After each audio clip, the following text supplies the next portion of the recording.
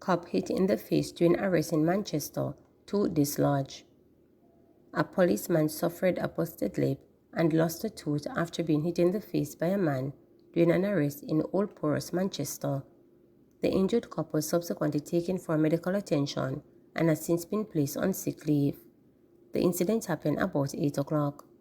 It is reported that the police constable, who is attached to the Porous police station, responded to a report about a man threatening a woman in the Old Porous Road area. He was accosted and said to have repeated the threat in the presence of the policeman. The policeman reportedly held onto him and told him that he would be arrested for making a threat. The man reportedly viciously resisted being arrested, and during a struggle he punched the policeman in his face, causing injuries. The man fled the scene and is currently being sought by the police. St. Catherine man charged with attempted murder granted $200,000 bail. A man charged with attempted murder after he allegedly used a motor car to hit another from his motorcycle was on Friday granted bail in the sum of $200,000, which were in the St. Catherine Parish Court. The accused, Xavier Jones, a businessman of Mountain Pass District in the parish, is to reappear in court on July 9. During court, Senior Parish Judge Desiree Ellen stated that there was a need for the complainant to appear for consideration of bail. The clerk of court outlined that on the day in question the accused used his vehicle to hit the complainant twice from behind. Attorney at law Cecil Griffiths Ashton, in applying for bail, told the court that his client was attacked by the complainant, who smashed into the car and threatened to kill him. The lawyer told the court that his client made a report of malicious destruction of property against the complainant. The court was told that Jones was invited back to the police station and was arrested and subsequently charged. The court was told that Jones' wife was in an advanced stage of pregnancy, that he is of sound character and will honor his bail conditions. Allegations are that about 8 a.m. on April 23rd, the accused was in the Mountain Pass community searching for a lost goat, during which there was an argument between him and the complainant. It is reported that he used his Honda Fit motor car to hit the complainant from his motorcycle. The windshield and window of the car were damaged. A report was made to the police, and following an investigation, he was arrested and charged with attempted murder. Taxi operator shot by a gunman in Spanish Town. The police in St. Catherine are probing the shooting of a taxi operator by a gunman posing as a passenger in the Spanish Town area on Friday. The police report that about 4:30 p.m., the taxi operator was driving along Young Street when a passenger removed a firearm from his waistband and opened fire, hitting the driver in his neck. As a result, the driver drove the motor car into a barrier, which ejected the gunman from the vehicle before driving himself to hospital. He was admitted in serious but stable condition. The gunman fled the scene on foot in the area. The police were summoned and the motor car inspected. They say a Smith & Wesson magazine containing 8 cartridges was found on the floor behind the driver's seat. St. Catherine businessman on illegal gun charge offered $2.5 million bail. Kevin Bent, the St. Catherine businessman who was arrested and charged following the seizure of an illegal firearm at a traffic stop in Old Harbor in March, was offered $2.5 million bail on Friday morning.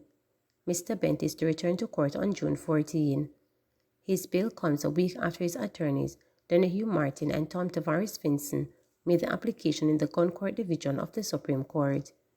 Allegations are that on March 1, the police were on an operation along the Darlington Drive in Old Harbor, St. Catherine, when a Honda CR-V sport utility vehicle driven by the accused was stopped. The police searched a bag that was on the front passenger seat. A 9mm pistol with a magazine containing 10 rounds of ammunition was discovered. Mr. Bent was arrested and subsequently charged. Major pipeline break in backing water supply across areas of St. Andrew. The National Water Commission (NWC) is advising its customers that a major pipeline break in Farringdon Heights has caused it to suspend operations at the Cookham Dean Water Facility in St. Andrew. According to the NWC, this has caused a disruption in regular water supply to customers served by this system. Areas impacted include Jacks Hill Road and all roads leading off Tavistock Terrace and all roads leading off Misburg Crescenton Avenue, and all roads leading off River Ridge, Plymouth Avenue, Ferndon Heights and Drive, Lyman Avenue, Raleigh Boulevard, Whitecomb Road, Sunset Avenue, Hardman Close. Additionally, areas in Norbrook, Cherry Gardens, Russell Heights, Barbican, as well as areas off Constant Spring Road and other areas. The NWC is therefore advising the public that repair works being carried out to remedy the situation are therefore estimated to be completed by 10 p.m. Not enough. The recent allocation of funds to the municipal corporations for the cleaning of public cemeteries across Jamaica has been deemed inadequate by Mayor of Port Maria Fitzroy Wilson, who said that years of neglect and abandonment by previous administrations have caused burial grounds to be in a serious state of degradation.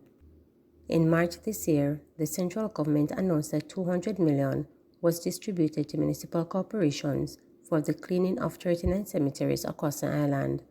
However, Mayor Wilson told reporters that the funds his municipal corporation received were insufficient to clean cemeteries under its jurisdiction.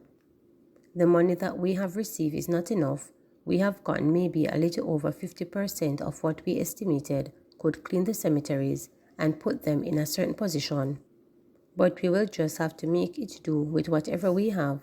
But I mean, 50% is better than nothing at all, stated Wilson.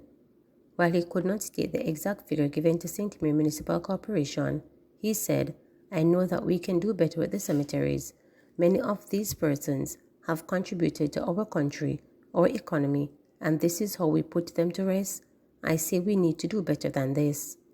Last week, reporters visited 3 public cemeteries in St. Mary, Anatoby, Port Maria, and Trummelworth. The once cared burial grounds were obviously bearing the weight of abandonment, transformed into haunted scenes of degradation. Gone are the days when people could walk untended pathways to pay respect to their departed loved ones. Now they are met with the air sight of graves shallowed by fullest and tundered veins. Garbage and debris mar the landscape of the 3 burial grounds, a reflection of the indifference of the authority mandated to keep them properly maintained. Broken fencing, an incomplete wall at the entrance, and the absence of the gate leave Anatoby Cemetery wide open for stray animals. Cardboard cut out of deceased individuals placed on colorful graves were the only signs of his efforts to brighten up the space. Port Maria Cemetery, while enclosed by a wall, was also in deplorable condition. Here, graves are tightly packed together, and overgrown trees rest on stone heads, almost concealing some graves entirely. Thelmotsworth Cemetery was in a worse state. No walls, no fencing or sign in place. There is no clear entrance or pathways, leaving visitors with no alternative but to dig their heels into slippery mud to enter. The recently elected mayor said the previous administration have allowed the burial grounds to get to this state, and he said he will do everything within his power to ensure this level of neglect is not repeated under his tenure. The cemeteries are going to be cleaned. We have already notified the respective councillors, and we are getting them on board.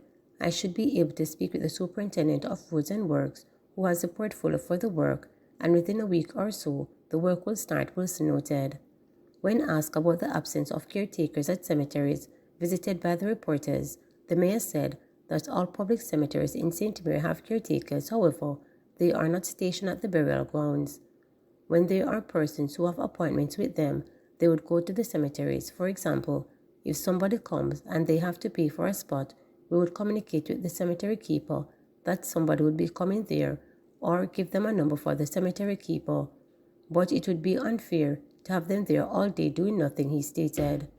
Once there are activities in the cemetery, meaning grave digging or preparing graves, then the cemetery keeper would be there to monitor what is happening, he added.